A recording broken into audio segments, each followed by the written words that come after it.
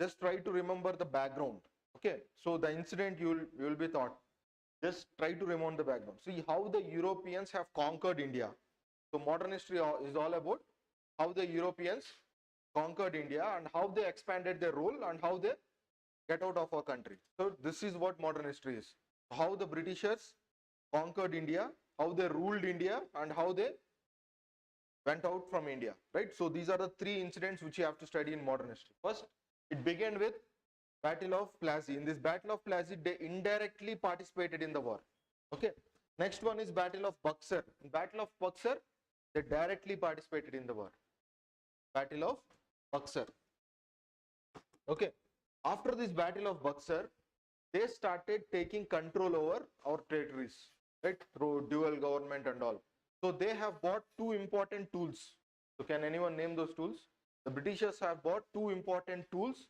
With those two tools, they were successful in expanding rule in India. What are those two? Subsidiary alliance? Yes. So the Britishers have used two tools. See, these are the two incidents. After this, they have bought this, they unleashed these two tools. First one is doctrine of lapse. Second one is subsidiary alliance. Doctrine of lapse, subsidiary alliance. See, what is doctrine of lapse? So if any king doesn't have legal heir matlab, see, if I don't have any son, automatically my kingdom will be passed on to the Britishers. So this is called doctrine of lapse. So there are many kingdoms like, for example, Jhansi, Satra, right? So these kingdoms were taken over by the British. So the reason is very silly reason. If you don't have any son of your own, then your kingdom will be taken over by the Britishers. So this is called doctrine of lapse. Next one is subsidiary alliance. What is subsidiary alliance? See, the king will be assisted with some European in their court, right? And the king will be provided assistance by the British army. So in a way, in subsidiary alliance, they made the king like a puppet candidate, right? So the king does not have any power. Whatever he wants to do, he will consult the Europeans. So this is how they expanded subsidiary alliance as well, right? So using doctrine of lapse, subsidiary alliance, they have expanded their kingdom, right? So with both these wars, they have came into India, and both these tools, they have conquered different areas of India. Next, first time the Indian rebellion against this particular Britishers expansion. So British started expanding from 1764. The first time that rebellion came in the year 1857. 1857, right? See, for example, now we have seen three important wars. 1757 is Battle of Plassey, 1764 is Battle of Buxar, and 1857 is First War of Independence or Sepoy Revolt. So actually this is the first rebellion. Okay, these two are not rebellions, right? So that is an internal issue involved between the British government and Indian princes. Now, from Main's point of view, how you have to prepare? See, for example, 1757.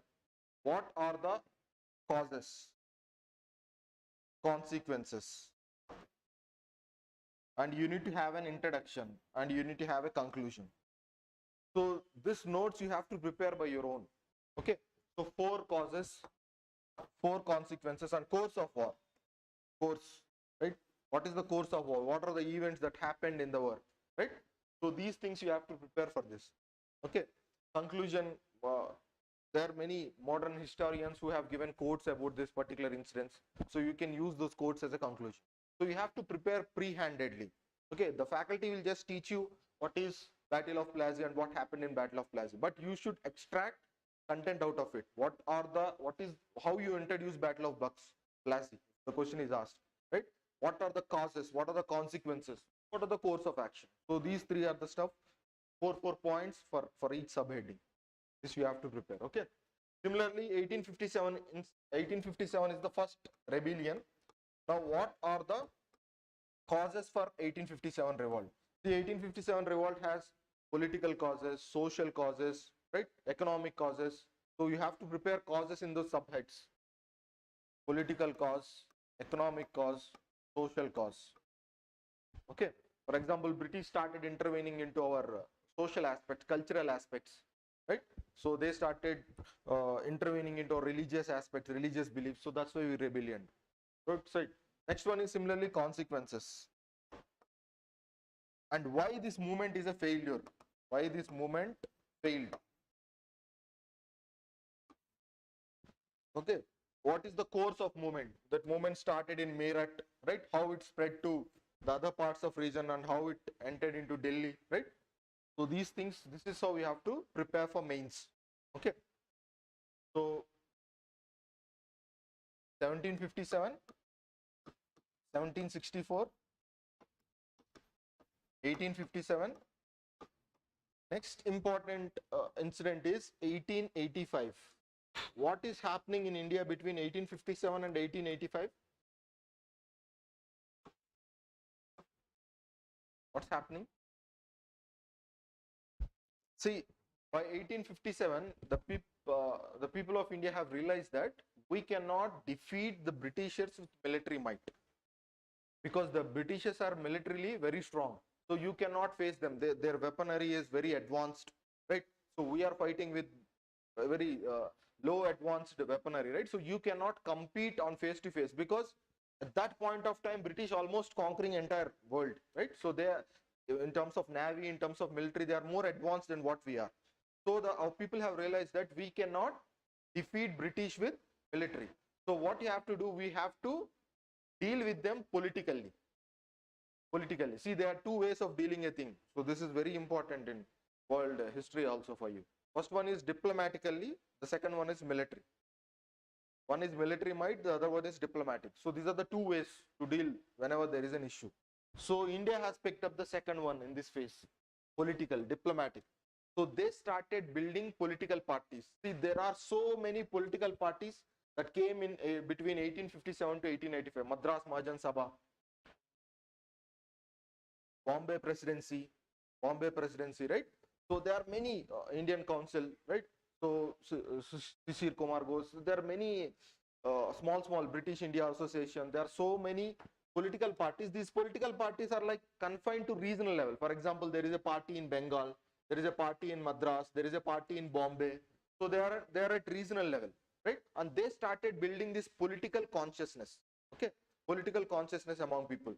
See, we have to politically unite so that we can pass on our prayers, petitions to the Britishers. So we can pass on our prayers and petitions. So if you are politically unite, then we can keep a petition behind of Britishers. The Britishers will accept that, right?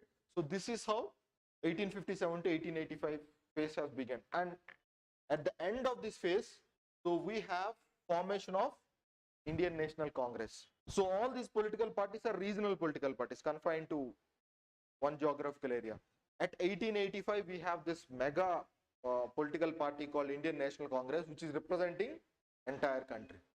Okay, so this is this phase. Okay, and this particular phase has a fuel. What is that? This particular phase was given by a fuel. What is that fuel for this phase? Socio-reform movements. Started with Brahma Samaj, Raja Ram Mohan Rai, Ishwar Chandra Vidyasagar, right?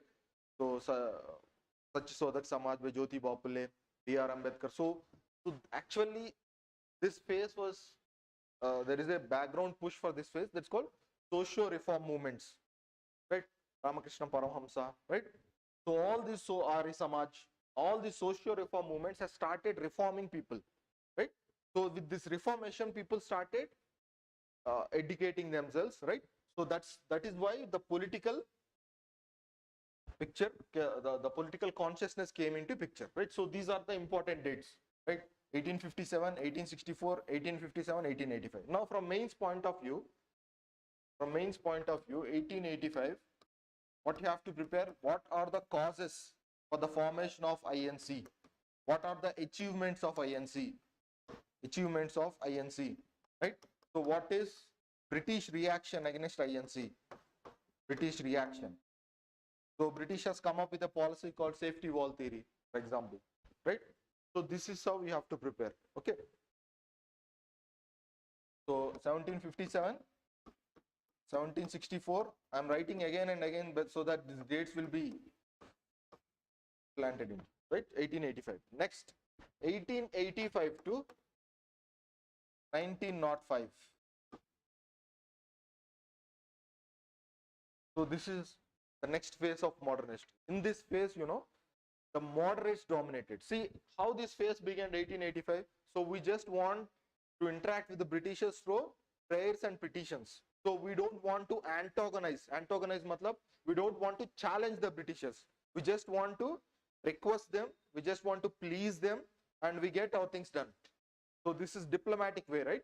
So that's why this phase is dominated by moderates. Moderates. Who are moderates?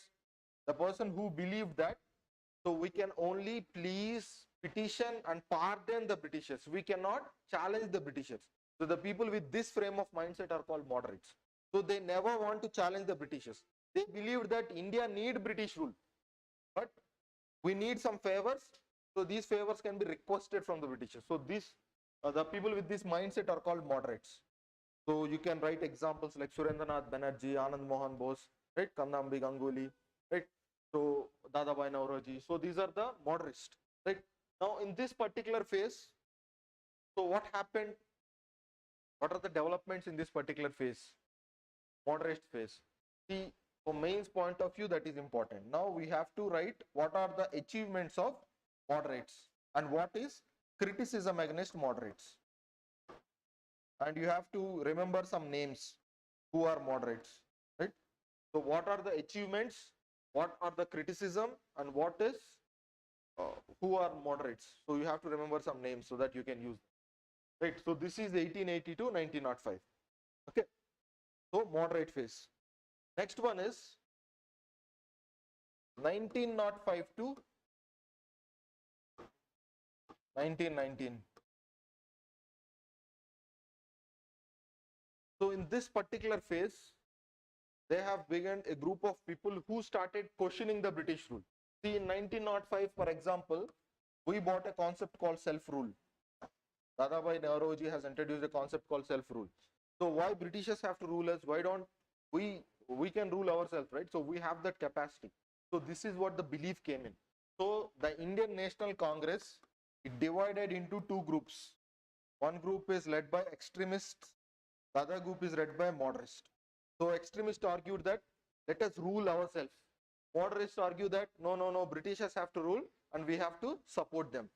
So this is how ANC got split into two groups. The split happened in 1907. Surat split. Right? Okay. Right. And this particular phase began with a movement.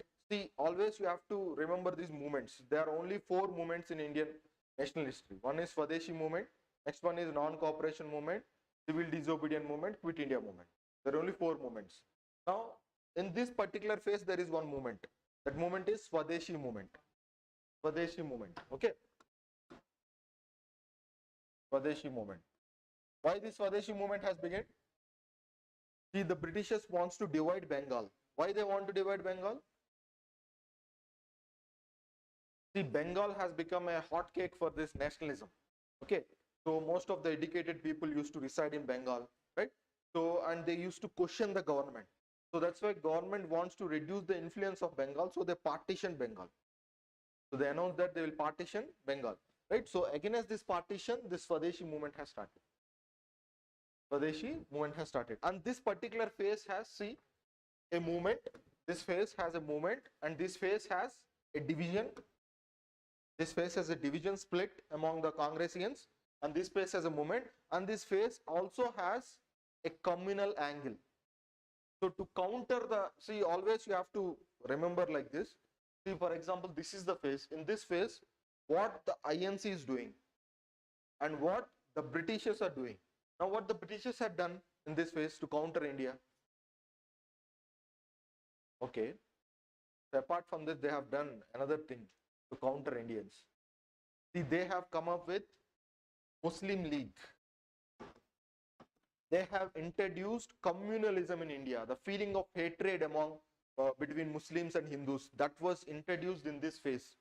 The climax was partition of India and Pakistan, right? So they have introduced that communalism, that hatred feeling. So till 1905, actually in 1857 revolt, the Hindus and Muslims fought together.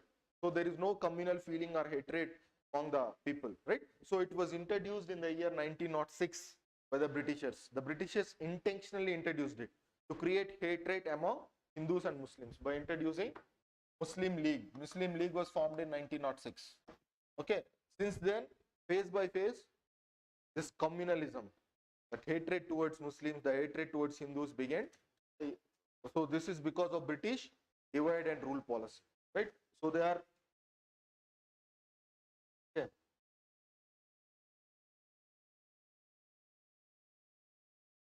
So they are 1905 to 1919. There are many things happening. First one is Swadeshi movement. The other thing is communalism. Communalism has been seeded. Next one is split in INC. Right. So these are the incidents that are happening in 1905 to 1919. Right. At the same time, Gandhiji returned to India. In 1909, Mahatma Gandhi returned to India. See, Mahatma Gandhi, before he came to India, only he had some image. So how he is able to build that image? So in South Africa, he has done 3 or 4 things, right? So against the registration of certificates, so invalidation of marriages. See, for example, in South Africa, wherever you go, the Indians who are migrants, they need to carry the registration certificate. They have to show that certificate. Okay, I belongs to so and so country. So that's how it's like a slate kind of thing. So you need to carry that registration certificate. So Gandhiji fought against it, and marriage which was done in the non-Christian procedure was being invalidated in South Africa, and Gandhiji fought against it. So these two incidents have brought some image to the Gandhiji, right? So when he returned from South Africa to India, so before his arrival only, Gandhiji name was very popular in India, right? Once Gandhiji came to India, the INC, Muslim League, every party started inviting Gandhiji into their political spectrum. But Mahatma Gandhi said that I want to make a Bharat Darshan.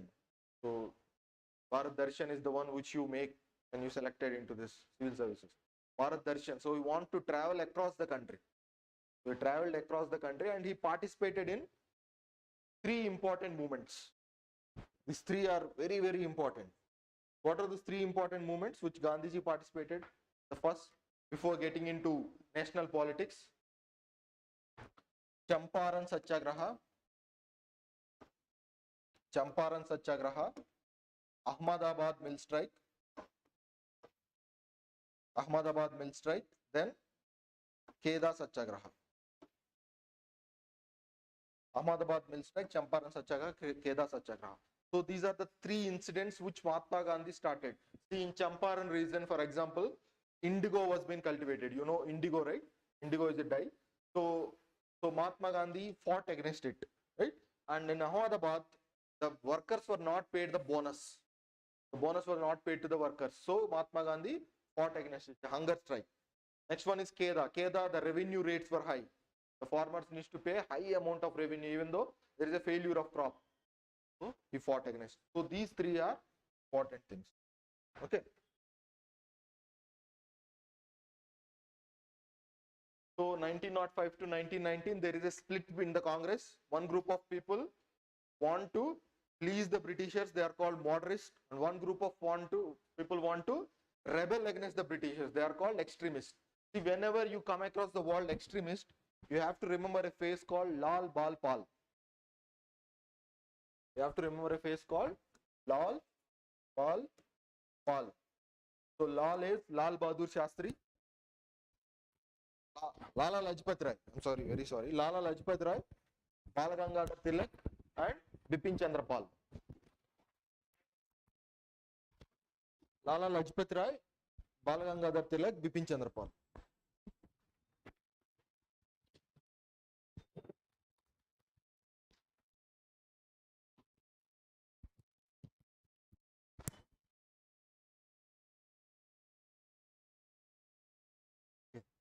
Lala Lajpat Rai, Bal Gangadhar, Bipin Chandra Pal. Right. So these are the 3 important movements: Champaran, Ahmedabad, Kheda. Okay. Now, what can be the mains question? How to prepare for mains in this particular area?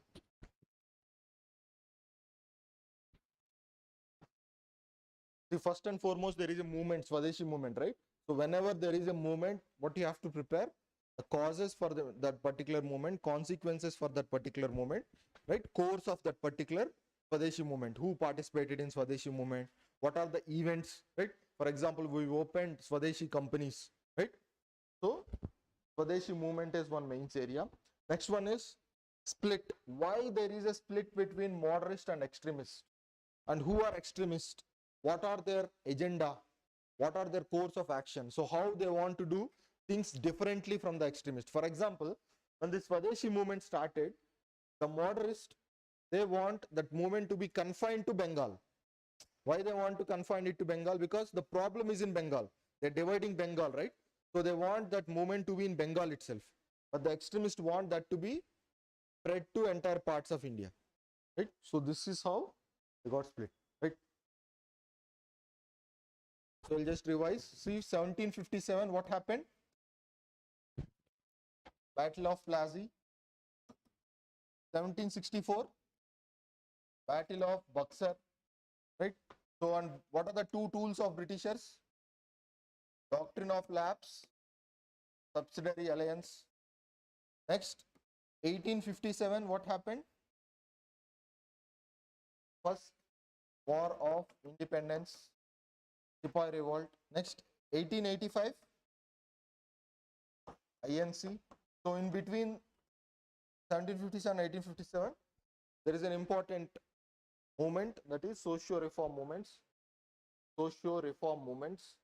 Arya Samaj, Brahma Samaj, right? Satya Sodak Samaj. Next, 1905 to 1919, what happened? What are the important incidents in this phase? Swadeshi movement. Muslim League came into picture. So with Muslim League, there is this policy called divide and rule. Okay, then INC got split into moderate extremist. Then Mahatma Gandhi returned, right? Mahatma Gandhi came to limelight, right? So he returned India and he taken over the charge, right? So this is this phase. Next phase is completely called Gandhian phase. See, because from 1919 onwards, Gandhi was in limelight. From 1920 to 1931.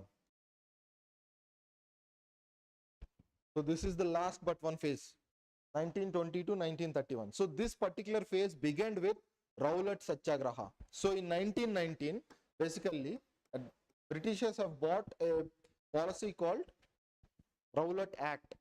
Rowlatt Act, right? What is this Rowlatt Act? See, they can arrest anybody without giving a reason. See, for example, the police can suddenly enter our class and make an arrest without giving any arrest warrant, without giving any reason.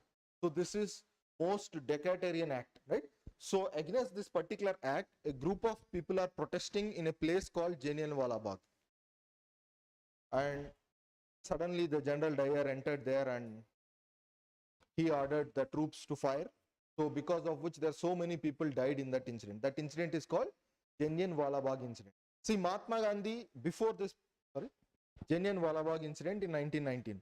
So before this particular incident, basically Mahatma Gandhi was confined to regional fights like Champaran Satyagraha, Kheda, Ahmedabad. When this particular incident happened, Mahatma Gandhi taken over the charge, right? He has taken over the charge and he started 1920 non-cooperation movement. Second movement, non-cooperation movement. See, there are only four movements. Swadeshi movement happened in first phase. Second phase started with non-cooperation movement. So Mahatma Gandhi is the head of this particular movement. He established a committee called All India Khilafat Committee, where Muslims are also being involved into it, right? And this non-cooperation movement started, right? So, and this particular phase is important because, see, in the first phase, actually, there is a split between moderate and extremist. Also, there is a split between Hindus and Muslims. Okay, Hindus and Muslims divided with 1906 Muslim League, and extremist and moderates divided with Surat split in 1907. Now Mahatma Gandhi in 1920 he united Muslims and Hindus and extremists and moderates. So all of them are together now.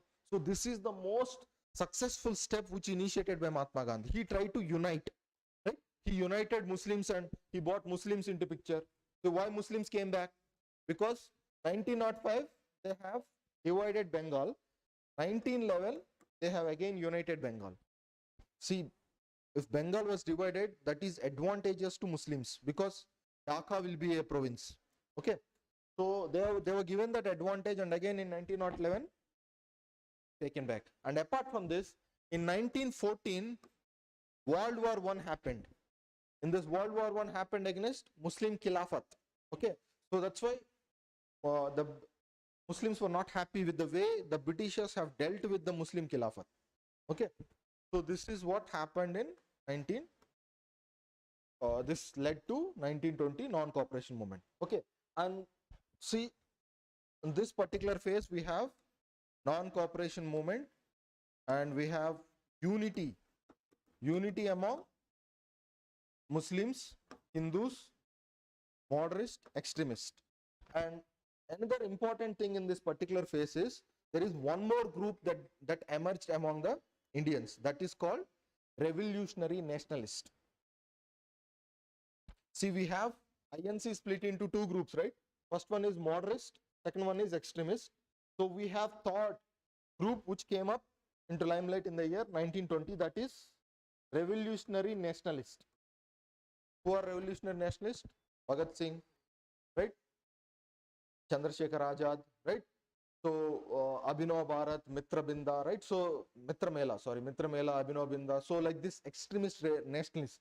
So they involved in guerrilla warfare. What is guerrilla warfare? They try to assassinate. See, for example, if one British ruler or administrator is going on, they try to attack him. So that create a fear among the Britishers, right? So this is their tactic. Revolutionary nationalists. Okay.